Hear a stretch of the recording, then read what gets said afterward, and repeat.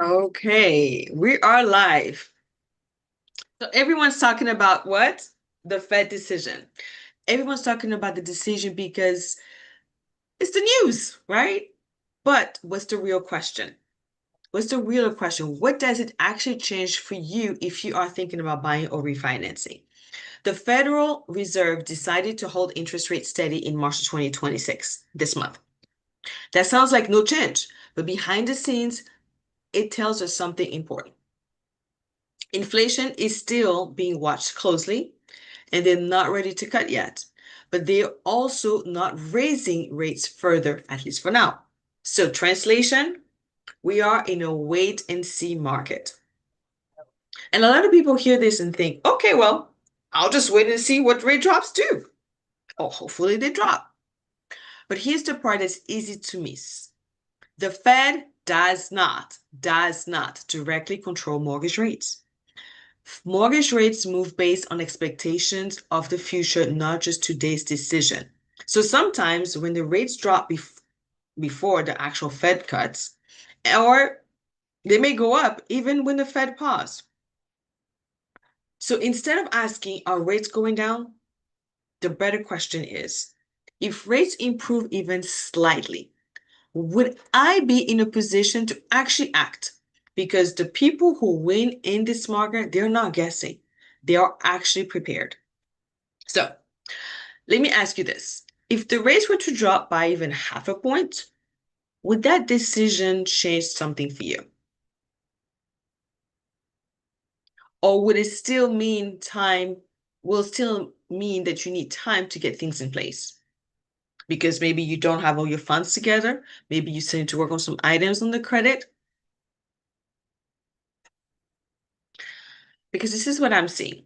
Most people don't miss the opportunity because the rates, they miss it because they aren't ready to move when the moment comes to go ahead and move. They're not ready. So don't let that be you. Right now, it's actually a strategy window, not a waiting period. This is the time to understand your numbers, explore creative financing options, and position yourself so you are not reacting. You're actually choosing. So if you know someone sitting on the fence because of rates, send this to them. They need to hear this.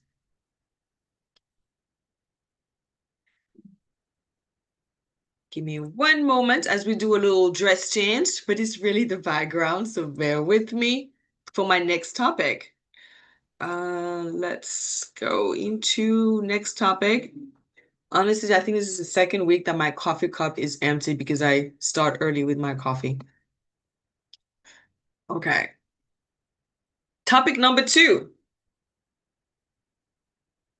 And I want you to comment move if you're thinking about selling this year, but not sure when it makes sense. So we're just going to use some articles from the Realtor Association. Everyone is asked, when is the best time to sell in 2026? But what if a better question is best time based on what? So according to this article from the National Association of Realtors, there isn't one perfect month anymore.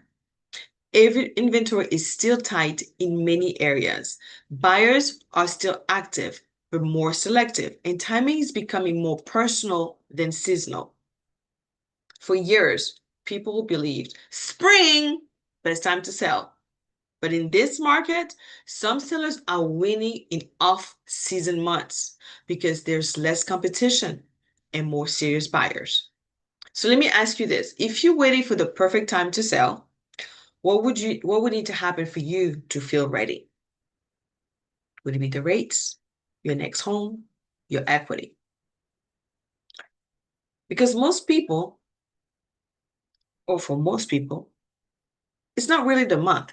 It's about certainty in their next step. What I'm seeing right now is the homeowners who are moving with confidence are the ones who who already understand what they could sell for today, what their next move looks like, and how timing impacts both sides of the transaction. So because selling without a plan on the buy side, that's where stress comes in. And this is where I have strategy that can help you more than just timing, because depending on your situation, selling now might give you leverage, waiting might give you more options, or there may be a way to do both without feeling rushed. So if you're even considering selling this year and you're not sure when it actually makes sense, comment move, and we can look at what timing looks like for you specifically. Okay.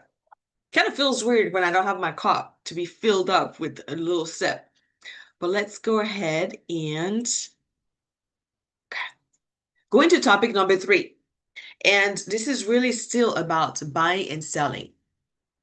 So I want you to comment bridge if you want to see what this could look like for your situation.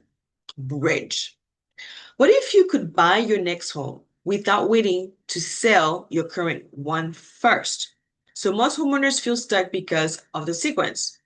I need to sell first, but if I don't want to be homeless, should I just go ahead and wait? So if the right home came up today, would you be able to move on it? Or would your current home actually hold you back? So there are programs like Bridge Solutions that allow you to use your current equity now, buy first, and sell later on your timeline, like the Bridge Loan Program. Let me bring you this example. Give me 1 second. It's like, I hope I saved it. I can share it with you guys.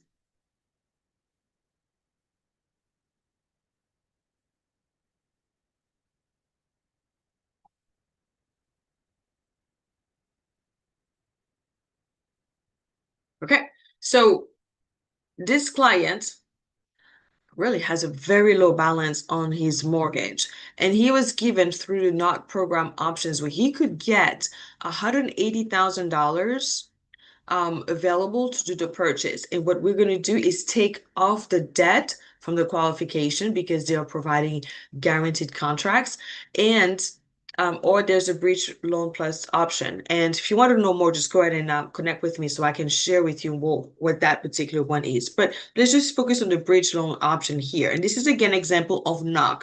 And this is not, let me just preface this. This is not a loan that I'm personally doing. This is a contract that you're getting with the NOC program. As you can see here, there's a fee, usually about 2.5% of the price of the home, the future sales price.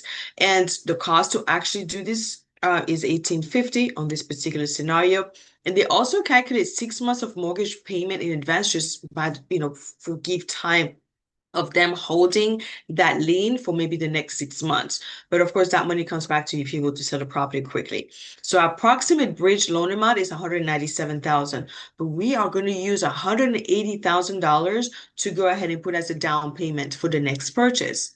Okay, so this option gives you money to buy the next home without actually selling your property. You can use some of that money to make some repairs to make the home ready to actually sell at a higher price point without having to negotiate so much on any type of repairs.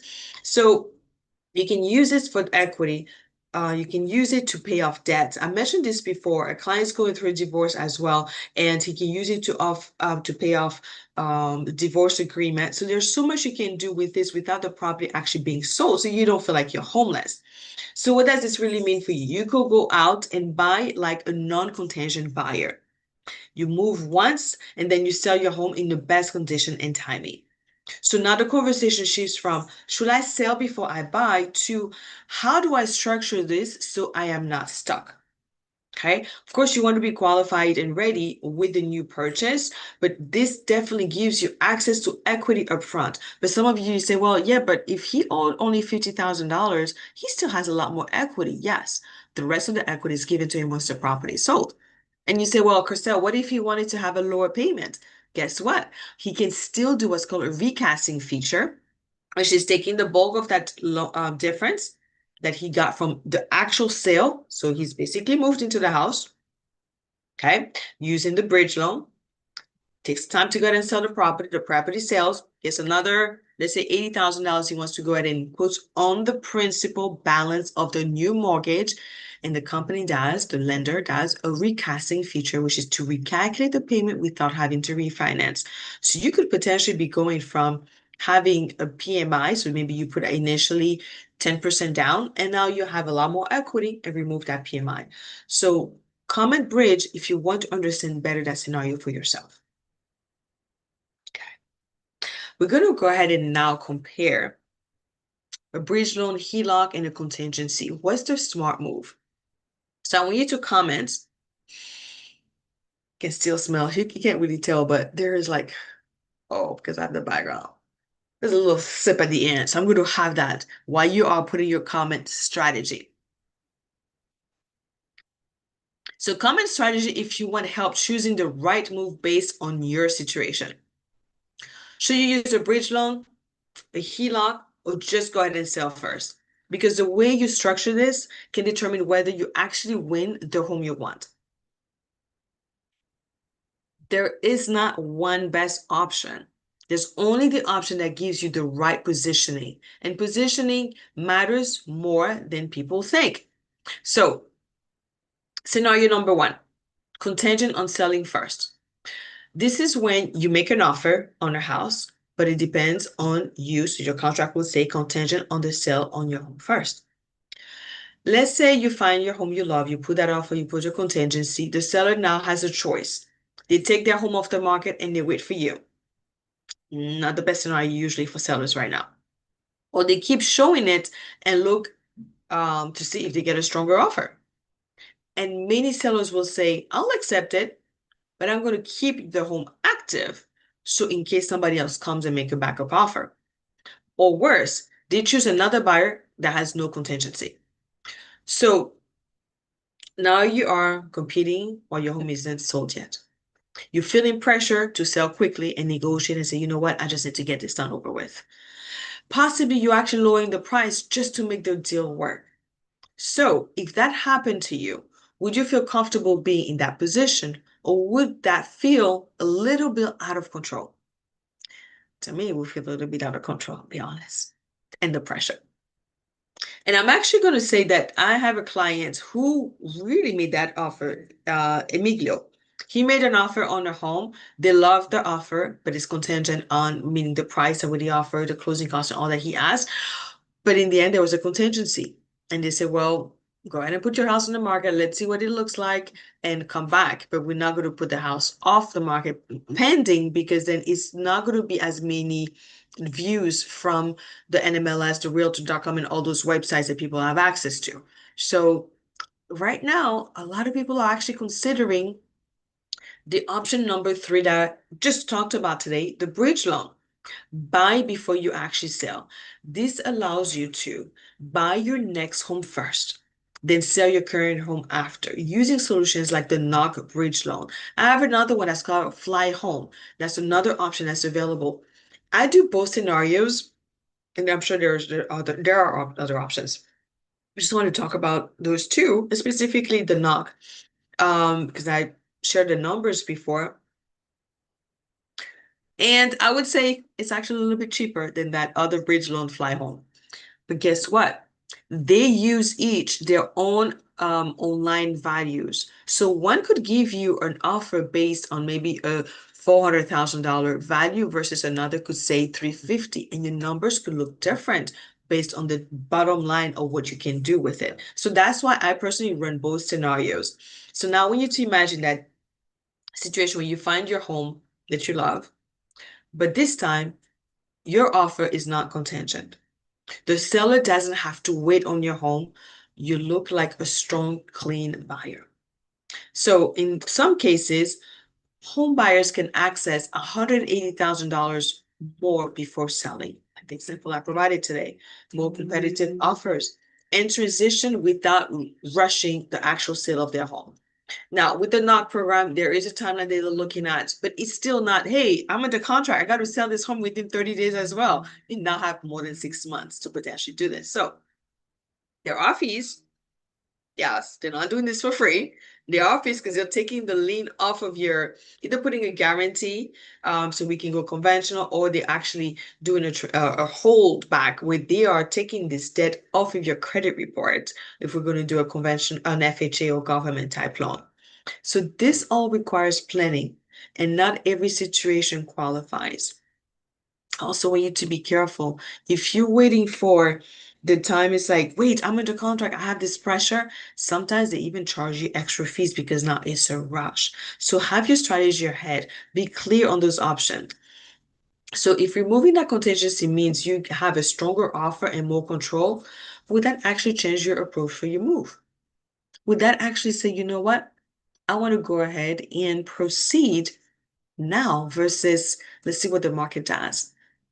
So when you look at the other option that I want to talk about, option number 3, doing a line of credit. So your intention is, I want to keep the house. I don't want to sell it, right? Because I didn't know I could do this. So it allows you to use equity for your next purchase and keep your current home. A lot of clients have great interest rates right now on the first mortgage. You combine with a HELOC, gives you the money. We're not touching the first mortgage. Maybe their second lien, that HELOC, is for 50, less than $100,000. The payment is still manageable. By the time you calculate your payment on your current mortgage, plus the new lien that we are adding, those two payments, and the rent, the future rent covers both, then you're in good shape, because now we can show a lease that this property is going to be covered by a lease, and now you are able to just not count that debt against you, and it gives you more room to qualify. And I was going to ask about that. You're keeping their home. You now have 2 homes, and you use the equity in your home to purchase this new property. So if that is a goal, you've always wanted to be a landlord, but you just didn't know you could access that way. Yes, and you want to do this actually before you start. If you put your house on the market, it changes. Like, you didn't know this, so you want to put the house off the market so we can do a HELOC for you to make sure the numbers work for you, because your intention is now changed. I want to go ahead and keep my house. I have an extra stream of income. Because if you think about this client who he doesn't want to keep the rental, but let's say he did and he could qualify. He really owes only $46,000. The house is worth $350,000. He gets a line of credit just for the down payment and the funds he needs to purchase the new home. Maybe some repairs for the home to be ready to rent. So now we are offsetting, and he told me he actually did. I could look at my number. I think it was like $3,000, but he's open to renting it for a lot less because there's a neighbor who's trying to sell to rent. That's maybe $2,500. He still potentially has at least $600 to $1,000 that he could have as a net profit. First lien is taken care of, second lien is taken care of, and still have money in the pocket to purchase this new home and use that towards the principal, either the payment of the mortgage or extra payment towards the principal, or pay off the HELOC. So there are so many ways you can leveraging your equity without actually selling your home. So when you look at all 3, contingent, which is safer, but it's weaker in negotiation. HELOC, great if you're keeping the home, and the bridge gives you flexibility and control. So the biggest difference I see is in the market. It's how people structure their actual move. So if you not sure which situation actually fits for you, go ahead and comment strategy. Or if you've gone through this scenario, go ahead and comment. How did it go for you? Because I've had clients who definitely use this NOC program, and they were not afraid because they know they earned that equity because of their market, and they're like 2.5%. I'm good with that peace of mind and the strategy. So comment what you did, comment your strategy, and let's see what makes sense for you guys. Okay, so this closes out our 4 topics. The market rate, no movement. What does it mean for you? Is there a best time? Because we used to think, the best time to purchase or to put a house on the market is when the spring season. Well, that's changing.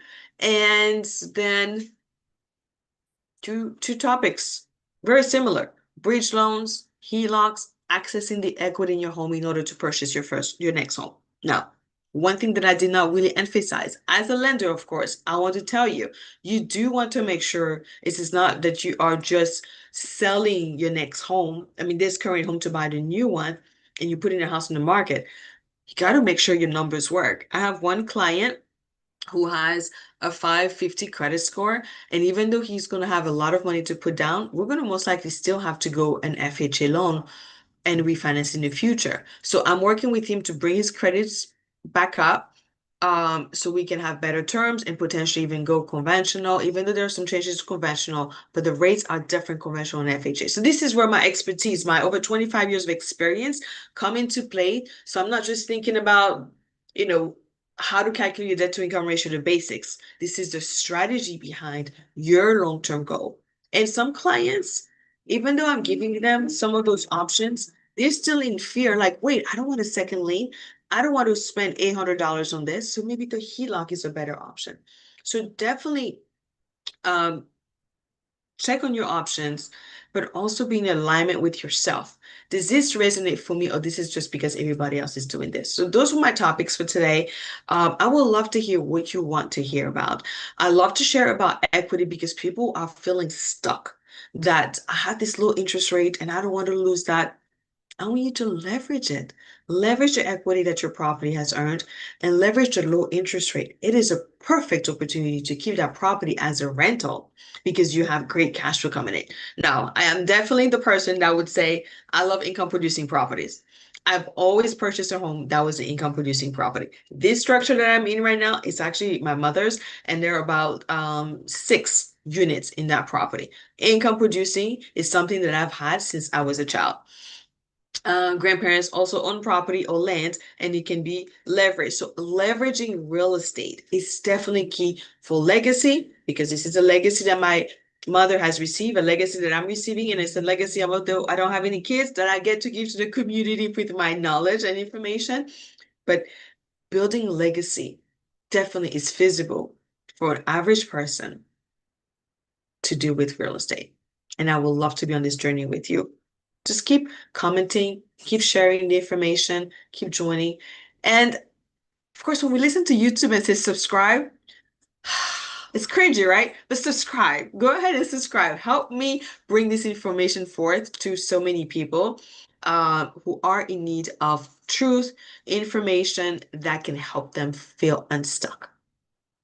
All right, this is how I'm going to close out this section of Coffee Talk with Christelle, mortgage update, and now move into Christelle's sacred home.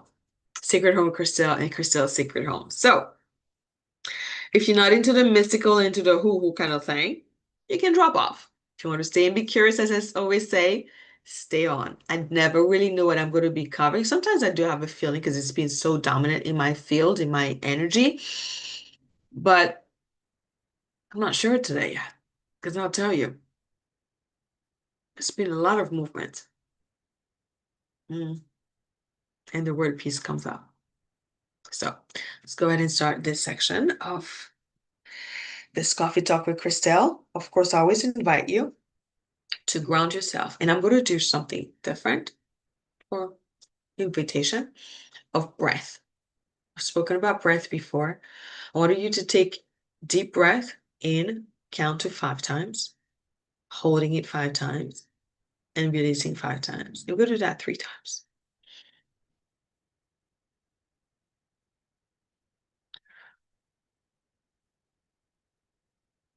Second.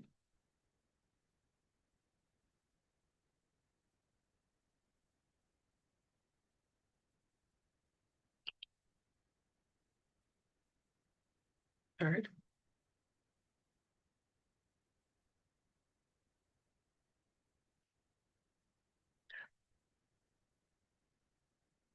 The more you practice your breath, deep breath, calming your mind, going into your heart, the more you feel the subtle changes, how your body shifts. And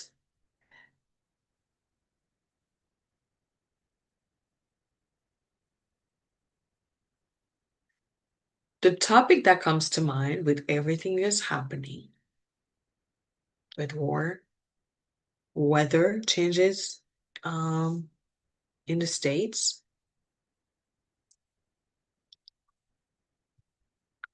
how can we experience peace when there's so much chaos? And one of the ways for me, really my main way, is breath. It might not be a pause of 5 counts. It might just be, this is so heavy. And I'm sure Irene has seen me do this, where actually we're doing the live and there's so much noise. That was chaos for the moment. It's not a big chaos or war, but it's still internal. I'm trying to do something here.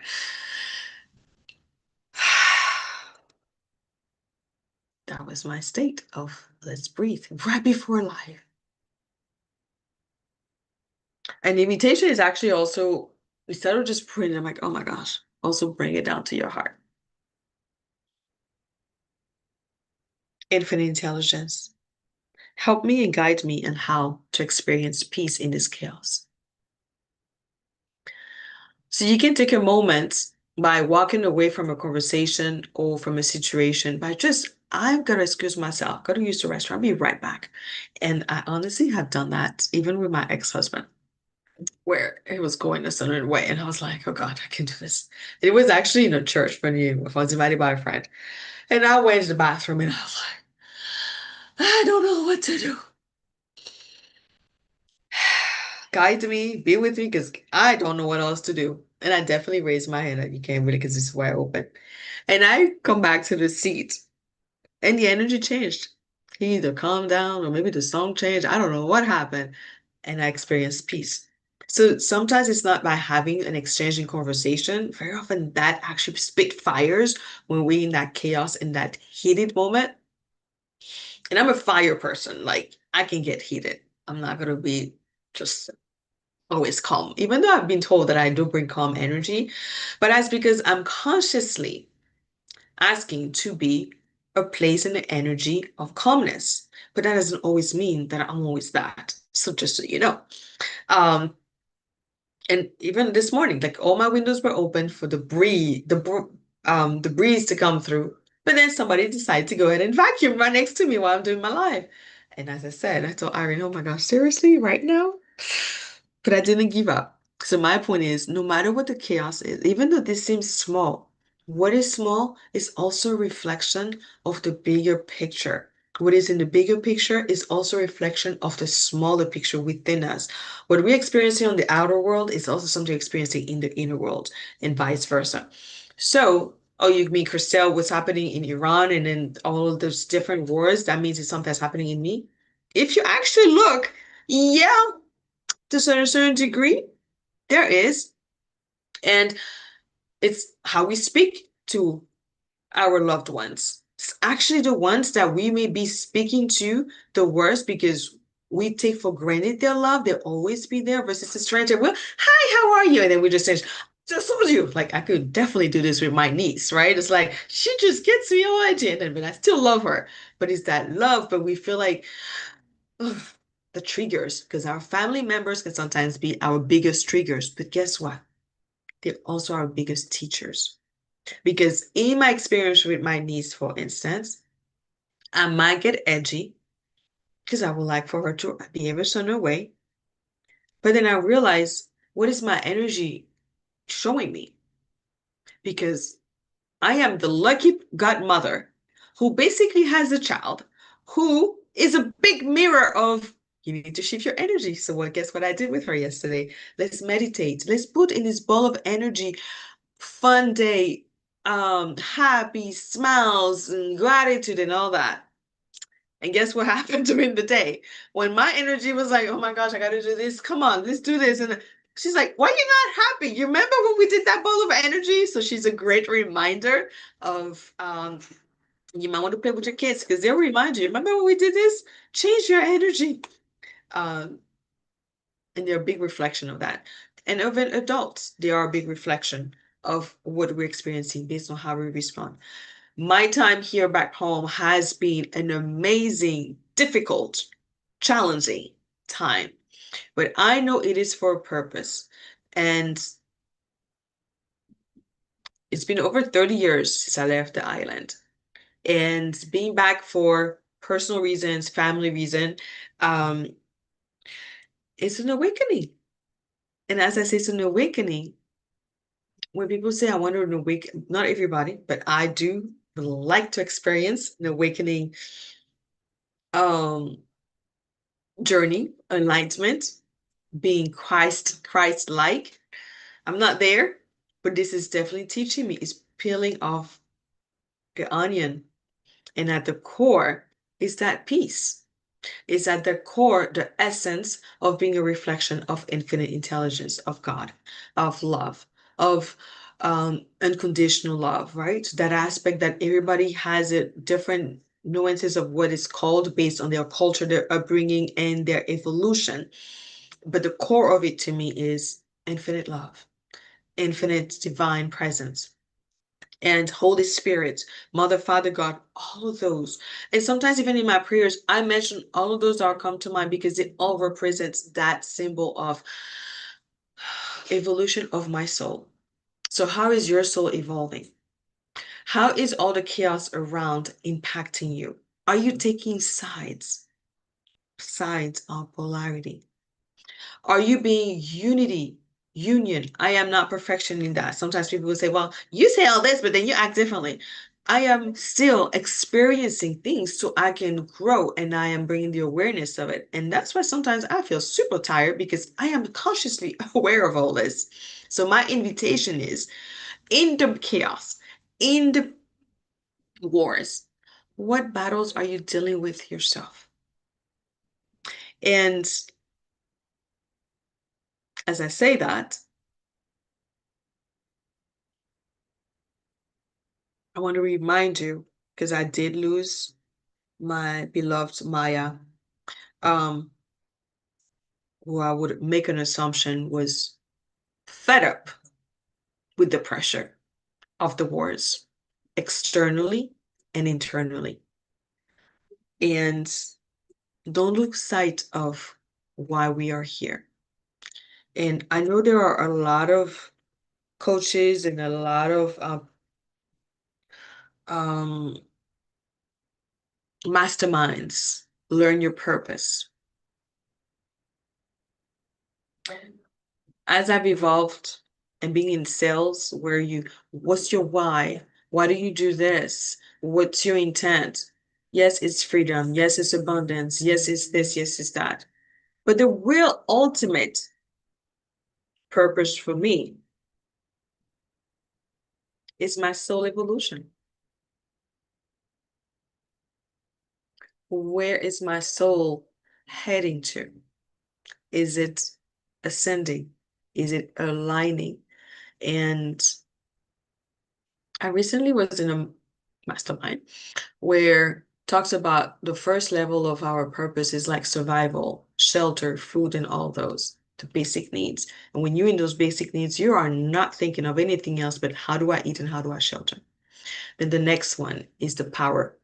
It's like, how do I gain power? Very much often into egoistic. But then the third one, I don't recall exactly how David mentioned it, but it's really your soul being in alignment with the wisdom, with the love, with the consciousness of the highest in your own consideration. For me, infinite intelligence, God. As my niece would say, le Seigneur, which is the Lord, which has different connotation as Catholic background, but that's really divine presence within me, and for me to experience that and see the divine presence in others. And that continuous evolution in my business, in who I am, how I show up, doesn't come with no struggle. On the contrary, it has been dismantling so much where lack is showing up. Abundance is right here. My consciousness is like so much. This is truly what I'm experiencing in this transition of continuous evolution. But once I know that, I may have the moments where it's like, oh my gosh, this is so much, it's so heavy, and da, da, da. But I don't lose full despair. On the contrary, I'm trusting in certainty that I am constantly guided. I am constantly growing to be the best version of myself. Because that best version is already in me. It's just how I'm showing up in this world. So, my topic was peace, making peace with where we are and experiencing and loving where we are.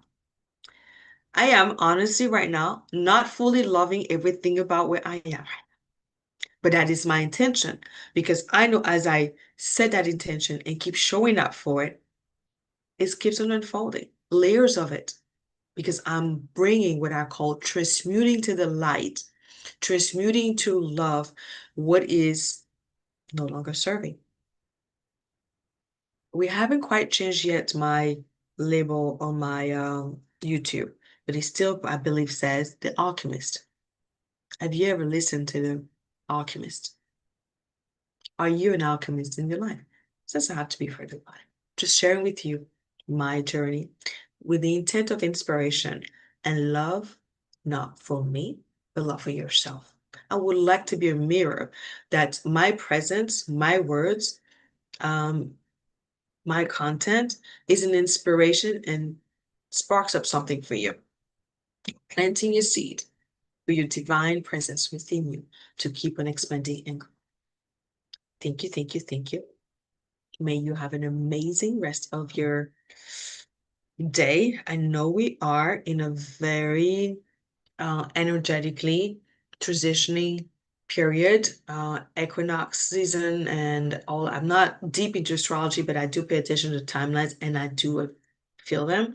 So ground yourself. Even a lady that I see on YouTube, she said she was asked by God to go ahead and break from all social media for now and go within. So go within, take those breaths, go longer, maybe put a timer. I know as I'm closing out and I'm just being called to share more of this. So definitely put a timer. Give yourself 30 minutes. Sit with silence. Sit with the room. Sit with your heart and be right there present with that. I'm going to go ahead and put a timer before I close out. And I'm not going to say a word after. So just so you understand what I'm doing. We're going to do 33-second. Close your eyes. Invite you to open your arms and just receive love.